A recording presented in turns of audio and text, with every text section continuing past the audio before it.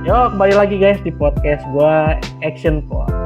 Nah, episode kali ini kita akan membahas sesuatu yang ya beda lah. Biasa kita bahas film, biasa kita ngomongin apalah tentang film. Nah, kali ini kita akan membahas tentang dibalik e-sport. Nah, malam ini gue nggak sendirian, gue temenin temen gue nih, namanya Zaki.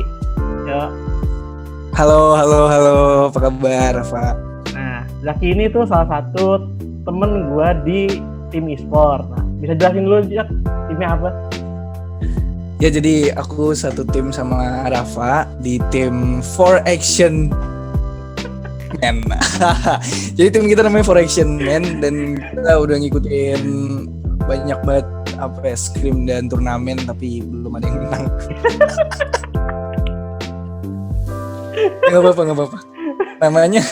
Namanya juga usaha ya kan. Nanti menangnya tuh nanti. Namanya juga kabar. Kan superhero tuh menangnya terakhir. Iya bener. Superhero tuh menangnya belakangan biasa. Kita ya masih proses lah. Iya. Ibaratnya. Jelasin coba 2 turnamen kita tuh apa sebelumnya? Bukan ya, turnamen kaleng-kaleng tentunya ya. Kita selain kita udah ngikutin turnamen yang kecil yang hadiahnya cuma 10.000, 20.000, kita juga udah pernah ngikutin turnamen yang hadiahnya 70 juta dan 100 juta kalau nggak salah. Itu yang pertama IEL, Indonesia Esport League ya kalau nggak salah ya, IEL. Itu dan kita akhirnya menang, tapi yang menang ada lagi yang lebih dari kita. Jadi ibaratnya kita cuma menang di map doang, Miramar waktu itu #4. Yoi. Terus yang kedua kita Irengel berapa teh? Gue lupa. Irengel kita #9. Mending lah ya. Itu juga killnya 3 apa 2 ya? Lupa gue. 2 ngekill orang, 1 ngekill teman sendiri.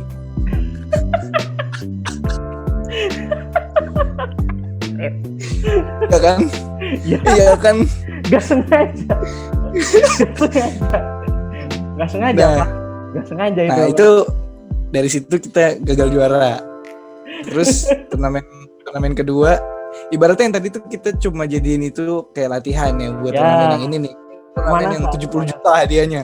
70 juta, coba bayangin 70 juta. 70 juta. Tapi gagal ya, karena emang berat sih lawannya. Ya, dan chemistry tim kita mungkin waktu itu belum kebentuk ya, Fa ya? Belum. Nah, ngomongin ini nih. Kan itu tuh menjadi satu permasalahan ya di tim kita kan ya.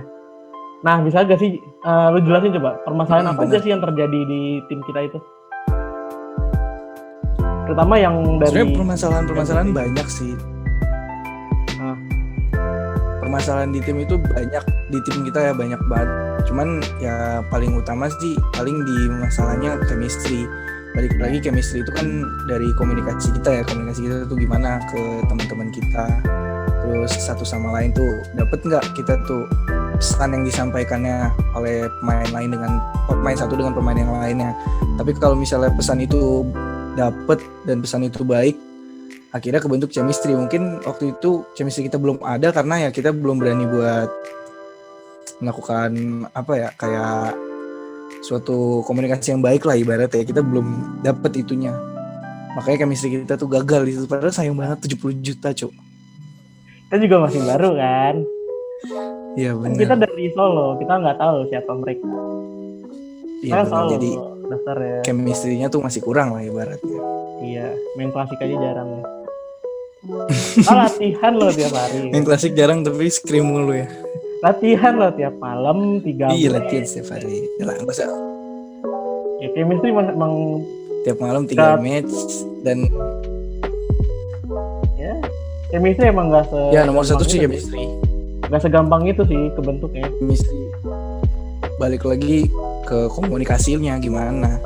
Sejago-jagonya kita nembak, sejago-jagonya kita ngerti rotasi, cuman kalau chemistry-nya nggak kebentuk, komunikasinya juga hancur ya gagal. Kalau menurut gue ya. Ya.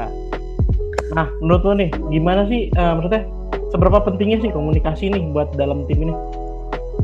Misalkan kan kita kan ada bug, misalkan kita kena bug in game kan yang kadang kita nggak ada suara atau apa, itu kan kadang ganggu kan. Nah, seberapa pentingnya gitu? Untuk komunikasi tuh di dalam game itu penting, game apapun maupun apalagi yang game yang kita mainin PUBG yang butuh strategi yang matang dari komunikasi itu penting banget. Dan misalnya terjadi suatu bug atau misalnya mic-nya mati tiba-tiba atau misalnya earphone lo rusak, itu kan di PUBG juga udah ada apa ya, kayak sistem buat ngasih tahu enemies ahead ya, nandain di depan. Terus kalau misalnya kita buka map juga bisa tuh kita tandain pakai marker kita ya, misalnya kita nomor 1 warna kuning kan, nah itu kita tandain di situ, itu kan bisa. Jadi misalnya kita emang nggak bisa ngomong nih, misalnya bukan bisu, sorry nih. Maksudnya ngebug atau ngebug ya, gitu maksud gue gitu. Iya, gue ngerti. Kan kita masih bisa nandain pakai marker yang ada di game dan segala macam, dan itu benar-benar penting banget untuk ngasih informasi ke teman-teman kita untuk untuk bikin tim kita tuh jadi kuat ibaratnya. Ya kalau nggak bisa komunikasi gimana ya? Misalnya gue mau maju, ternyata di depan ada musuh, gue nggak tahu, tapi temen gue yang pada tahu di belakang, tapi teman-teman gue nggak ngasih tahu di situ ada musuh, kan jadi kacau. Gue pasti langsung kenok itu di end tuh. Kalau sekarang kan metanya kenok end, nggak kenok nggak end, nggak kenok nggak smile lagi. Orang end orang smile ya. Orang end orang smile karena killnya nggak masuk ke kita, nggak dapat poin. Kan zaman sekarang apalagi kalau main klasik kan nyarinya KD cuy, di end. Baru kenok dikit langsung di end, bahkan padahal temennya masih di situ langsung di end. Kesel banget. Niat deh, bukan yang ngeratain satu tim, malah ngeratain satu orang.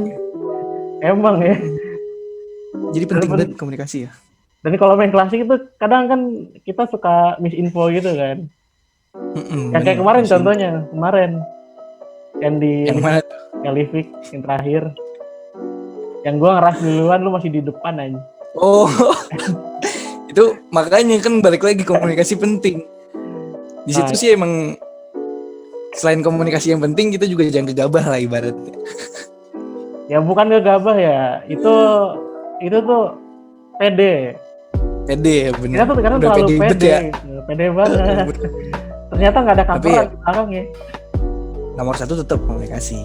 Yoi. Nah, biar ada chemistry. Nah, kan itu tuh kadang kan sering terjadi tuh. Nah, gimana sih cara lu buat ngatasin itu permasalahan tersebut? Nah, gue ngatasin itu dengan cara, jadi setelah kita main gue ngadain evaluasi ke tim, karena kan gue sebagai kapten ya. Enggak.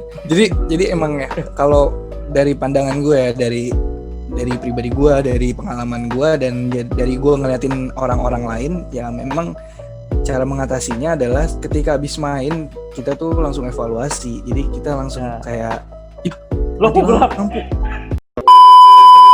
Ya, jadi menurut pandangan gue sendiri kan, itu gue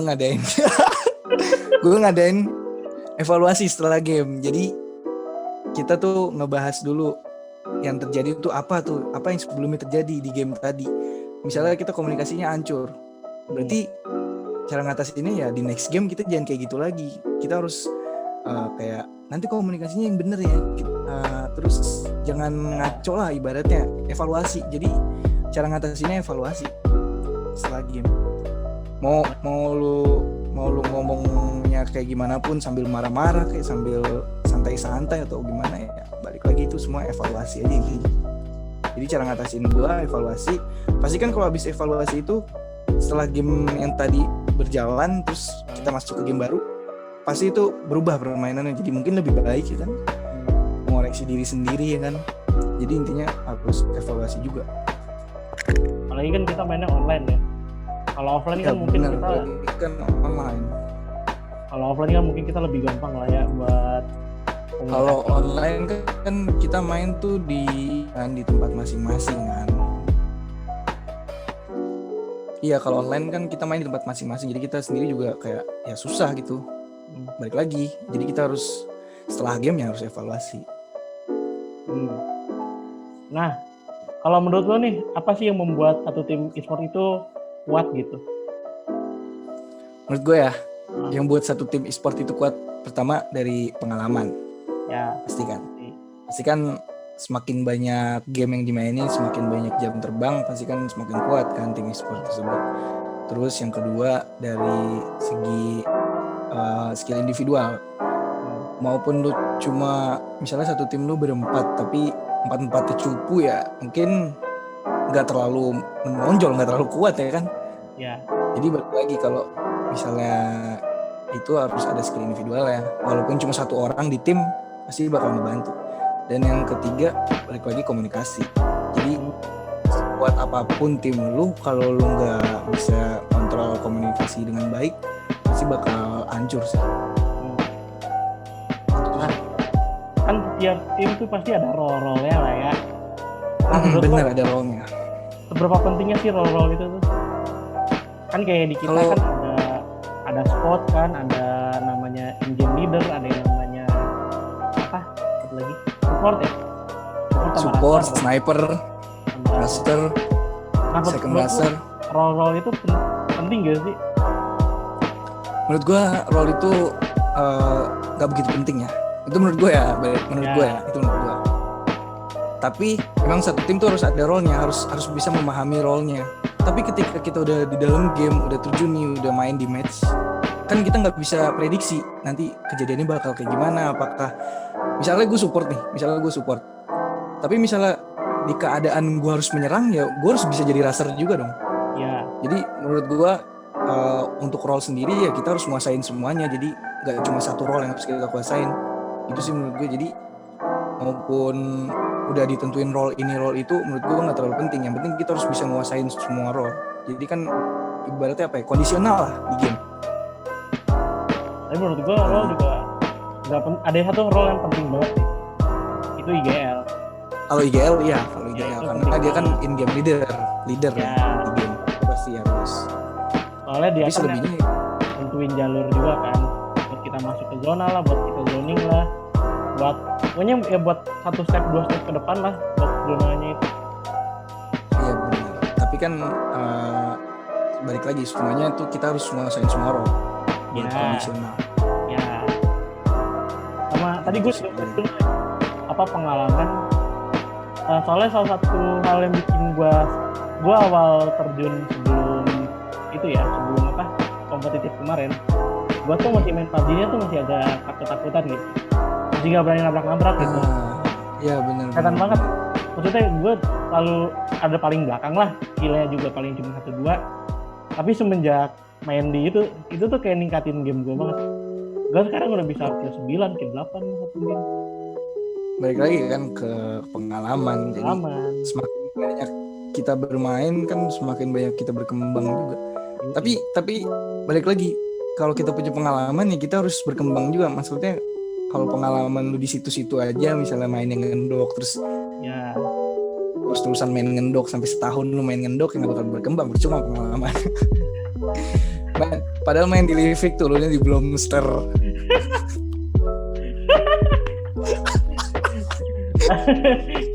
Gimana ya? Turun tuh tengah gitu ya, mid-10 gitu. Iya, masih kan apa ya?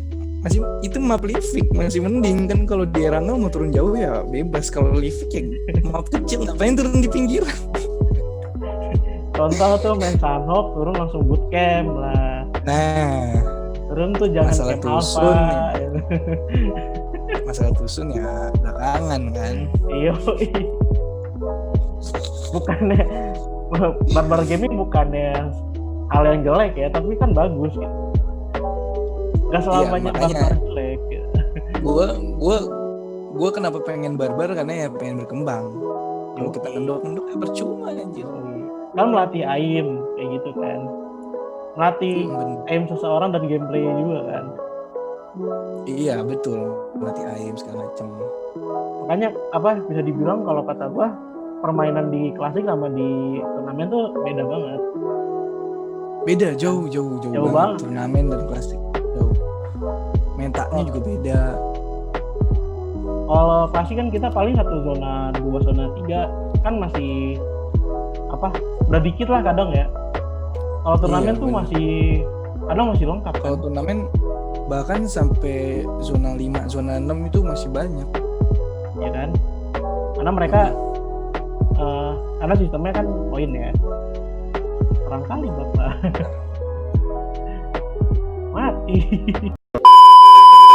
Ya maaf ya guys, ini narasumber kita mati lampu ya.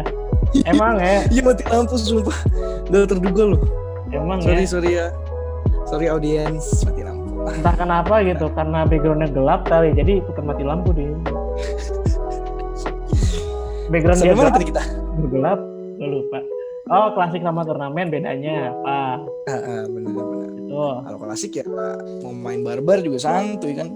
Turnamen ya kita harus nyimpen poin anjir. Mobil 3-an ya kan, 4-an. Mobil masing-masing. Mobil kan ada fungsinya juga di turnamen, bukan cuma buat rotasi, buat bikin barikade ya, buat bikin fortingan kalau misalnya kita nggak dapat kompon, kalau misalnya kita di open field. Nah disitulah pentingnya IGL ya. Pentingnya IGL menentukan arah rotasi, menentukan ngambil keputusan itu IGL semua yang berhentinya di mana gitu. Nah, ya, benar, ya. Itulah permasalahan terjadi di tim kita ya. Masalah yang terjadi waktu itu banyak lah pokoknya, nggak bisa lagi lah diinget-inget lah. Pusing ya diinget-inget ya. Salah satu yang gue inget tuh yang paling parah tuh ya, kita berhenti tuh di tengah-tengah open field. Tengah-tengah terbuka banget kan. Karena kan kita waktu itu nggak tahu juga ya IGL-nya siapa, masternya siapa. Kita tuh bener-bener timnya ngaco, random aja. Pentingnya strategi juga kan. Kita akhirnya pas main ya udah, kita mainnya gambling. Sampai pas lagi rotasi kita malah bener-bener berhenti di tengah. Yang paling parah tuh yang samping itu tuh gak? Samping laut. Di Zarki. Iya. Zarki. Ada Zarki. Zona scream. Oh, scream. Yang lu nahan di bukit. Ya orang gue nahan di pohon ya. Di pohon. Itu tuh kan makanya itu pentingnya banget strategi lah. Lu mau harus setelah zona nutup lu mau harus gimana, setelah zona nutup lu harus ngambil apa. Itu kan kita kan kalau gue waktu itu ngikutin arahan ya. Gue ikutin arahan yang depan. Dan ternyata tapi pas itu yang gue bilang tadi, ketika kita di game kita kan kondisional, nggak tahu harus apa. Gue tadinya memang juga pengen ngikutin arahan kan, pengen untuk lanjut, cuman di belakang kita ada. Jadi kalau di belakang kita ada ya kita mungkin harus inisiatif sendiri lah untuk kayak nahan ya kan, untuk ngasih info. Dan gue di situ inisiatif sendiri, gue berhenti di pohon, nggak ngikut kalian kan ke depan, dan nahan yang di belakang. Walaupun berhasil gue nahannya, cuman ternyata emang ya mati zona. Susah banget itu zonanya. Itulah bedanya klasik dan turnamen ya. Iya benar. Kan tuh emang kacau sih. Bahkan kadang kita nggak terduga, atau belakang masih ada. Ya kan? Iya itu dia. Tanpa kita tahu sendiri.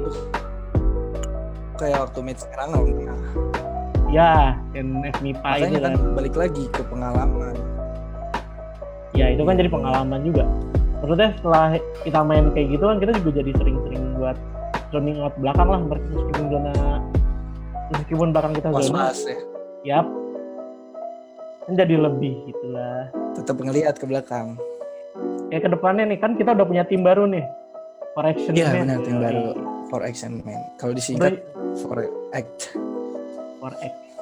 Sebenarnya pengennya bukan For AM. Sebenarnya pengennya For AM kan. Gue juga pengennya For AM. Kan keren. For AM kan. Tapi jadi nanti gue ganti nama jadi 133 Svan. Kita tuh terinspirasi dari namanya tuh terinspirasi dari tim gitu ya. Tim PUBG ya, tim Cina. Tim PUBG dari Cina. For Angry Man. For Angry Man, For AM. Selain nama podcast ini namanya Action kan. Dan gue yang ngusulin nama jadi For Action Man. Benar. Jadi ini podcast tapi bukan podcast punya For Action Man ya. Podcast punya gue. Iya. Kirain mau dikasih. Oh tidak. Itu nanti Action Gimang. Action Gimang. Belum saya buat karena mager. Nah, ini kita udah punya tim baru nih. Tentunya kita udah punya pelajaran kan dari PMPT, dari IL gitu lah.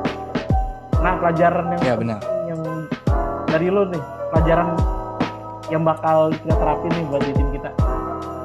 Yang ya kalau misalnya jangan diulangin lagi gitu. banyak sih. Pertama kan kita masih tim baru ya.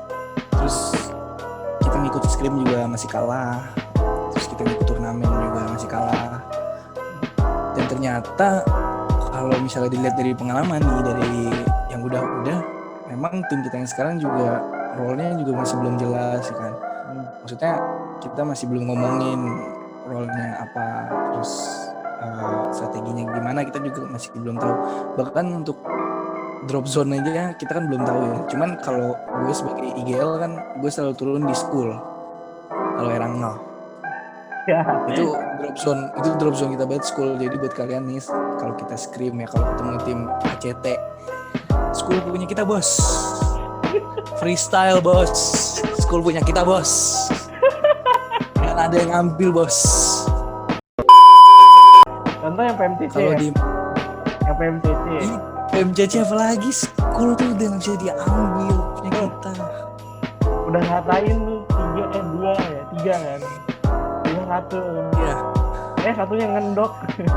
Gue yang Udah di di- end. Gue yang di end. Itu niat banget sih. Capek. Niat banget sih.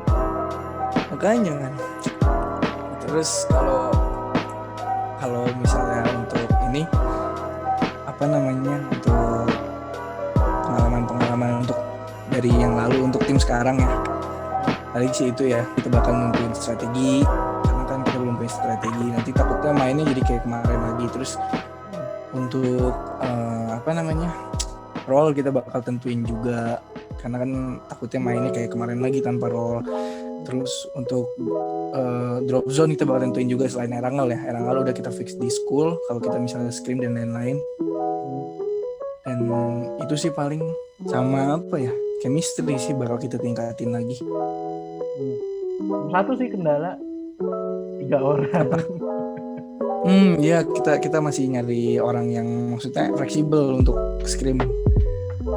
Orang tuh sebenarnya ada, kita udah berempat, cuman kan kadang masih ada yang satu nggak bisa atau Ya. ada yang tiba-tiba nggak bisa, kan nggak ada penggantinya.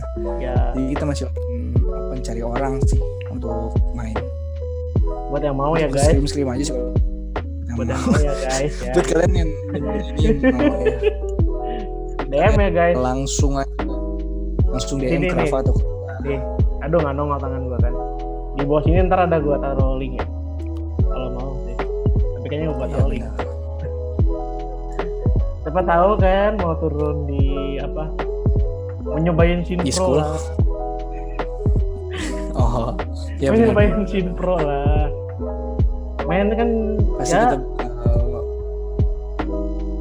iya, daripada klasikan pasti dulu. kita kan. bakal pasti kita bakal berkembang bersama lah kalau misalnya kalian gabung juga ke tim ini. Yoi. Berarti gitu sih.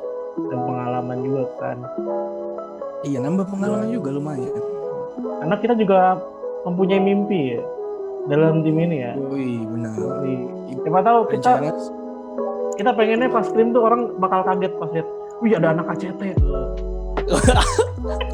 rencana sih 2021 gue pengen gedein nama ACT ini biar bisa nembus ke apa ya namanya, scrim tier 1. Terus nanti ketika dilirik ya siapa tahu kan kita bisa dilirik sama tim-tim e-sport atau mungkin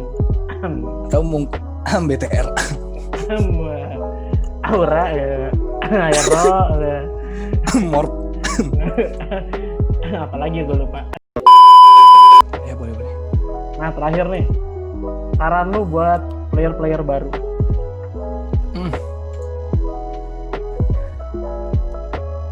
Apa? Saran Buat player lu baru untuk baru. Ada apa Oke. gak? Jadi buat kalian player-player baru ya, maupun main game PUBG maupun main game yang lain, kalian ya harus kerja keras lah ibaratnya. Kan nggak ada yang ini ya, nggak ada yang instan ya segala macam. Kecuali kalau emang kalian bakat maupun kalian main game apapun, pasti kalian bakal langsung jago kayak Super Ryan, si Rian ya, Super Nair. Oh, Itu kan iya, main game air. apapun jago banget, itu bakat.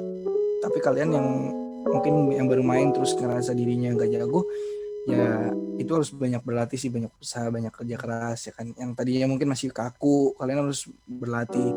Latihan kan nggak cuma dari praktek, kalian juga bisa nonton video orang. Kalau gue sendiri sering nonton tuh videonya si Entruth Aura, Oh, dia kan sering upload sama sering live. Nah itu gue selalu pantengin. Itu banyak banget ilmunya. Walaupun dia nggak ngasih ilmu secara langsung, cuman kan kita bisa pelajarin, kita bisa analisis sendiri. Kayak gini. Pokoknya kalian harus bisa berkembang lah buat yang buat pemain baru. Nggak cuma ibaratnya nggak cuma main terus ketika main terus kalian langsung nyerah, ya gue kok nggak jago-jago ya kalian harus berkembang. Terus misalnya kalian juga harus nargetin nih, kayak gue misalnya, gue waktu itu sempat nargetin bulan lalu 2 bulan lalu gitu, untuk main sebulan itu target harus sudah dapat 200 match. Season berapa kalau nggak salah, season 14 kalau nggak salah. kemarin. Iya, season 14. Awal gue main PUBG itu gue langsung nargetin pokoknya match gue 200. Tapi nggak sampai karena banyak tugas. Gue waktu itu berapa? 150-an kalau nggak salah. Lah, gue 300. Kalau nyampe. Kalau gue nggak nyampe, gue 150-an. Dan tapi ya harus efektif juga. Sebanyak game itu kalian harus berkembang dari game ke gamenya. Kalian harus analisis sendiri, terus kalian evaluasi lagi setelah main. Targetin pokoknya jangan nyerah lah untuk orang-orang yang baru main ke dunia game. Dunia game tuh keras boy. Dunia game itu nama tim, bos.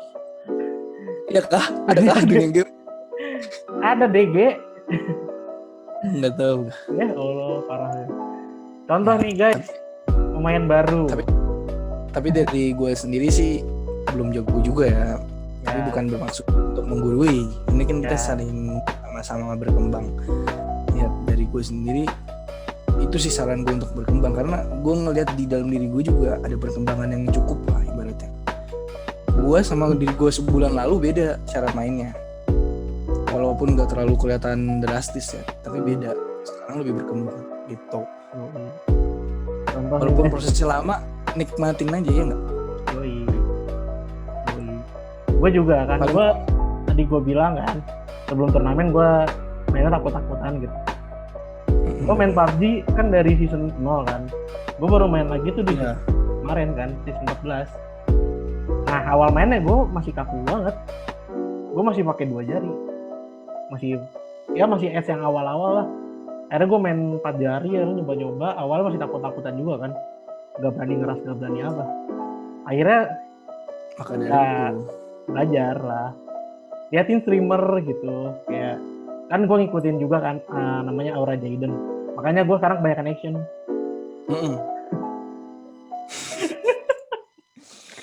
Banyak action betul. Niat rollnya support, sekarang malah jadi raser. Mainnya udah ngeras dulu. Gak masalah, asal berkembang. Maksudnya gue juga kadang ras juga jarang fail gitu sekarang. Mainnya juga ada ya makin sering berhasil. Iya paling tuh kalau di PUBG yang harus diperhatiin tuh satu sebenarnya, position. Jago apapun aim lu, kalau posisinya jelek, ya dah jauh. Sama jaga badan. Iya. Jaga badan sekarang gue pribadi masih belajar positioning. Cara belajar positioning yang ampuh itu adalah solo squad. Ya, atau enggak solo duo. Harus berani solo duo. Pokoknya karena main solo tapi lawannya squad, itu harus berani. Satu squad 4 orang. Jadi kalian kalau 1 sama 4 itu mantap cuy. KD-nya korbanin aja KD. Korbannya KD. Baik lagi kalau kita berkembang KD kita semakin ikut gitu loh sama gameplay. Makin lama makin terbiasa, kan nggak kerasa tiba-tiba KD kita udah tinggi. Yang tadinya mungkin KD 0, tapi kalian terus-terusan usaha latihan solo squad sampai bego, tiba-tiba nggak kerasa KD bisa 5 ya kan. Sekarang KD berapa? KD lu sekarang berapa? KD siapa? KD lu 4. Season kemarin? Season kemarin 1. 4 serius? Hah? Cuma season 4 tapi baru 90-an game apa 100? Oh. 90-an. Masih belum banyak. Belum nyampe 150-an. Gua season kemarin 0,8. Sekarang 2. Sekarang 2 kan? Sekarang 2. Iya. Dua. Makanya itu OTW 3. berkembang Satria aja. Ya mungkin ada kalanya Santai kita aja. depresi kan. Tim kita tuh jago semua. Tapi jadi pelajaran lah, jangan Iya. terlalu larut. Jadi sekarang Iya, jadi bener jadi pengalaman nanti. gue sering banget ngeluh kan Sebenarnya kalau habis stream kadang ya kita kan sering ngobrol kan kalau habis stream kan. Ada kalanya gue kita harus komunikasi lagi, bahas. ada kalanya gue depresi atau apa ya. Ya maksudnya ya kembangin lah, jangan berhenti situ aja. Gitulah. Stay strong. Sasageo. Lagi.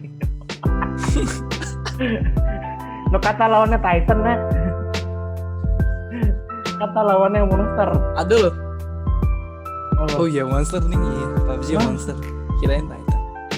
emang ada Titan? Emang ada Titan? Ada. Enggak, PUBG itu monster season berapa? Season 5 apa season 6?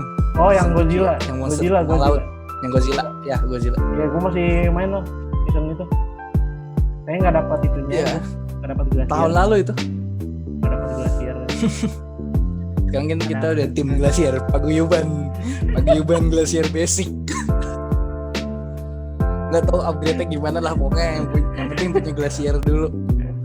Upgrade belakangan. Glasier nomor Glacier 1. number 1. Glasier nomor 1. Gameplay tak perlu. Yoi, ganti senjata. Kalau udah punya Glacier main jadi keren loh. Apa?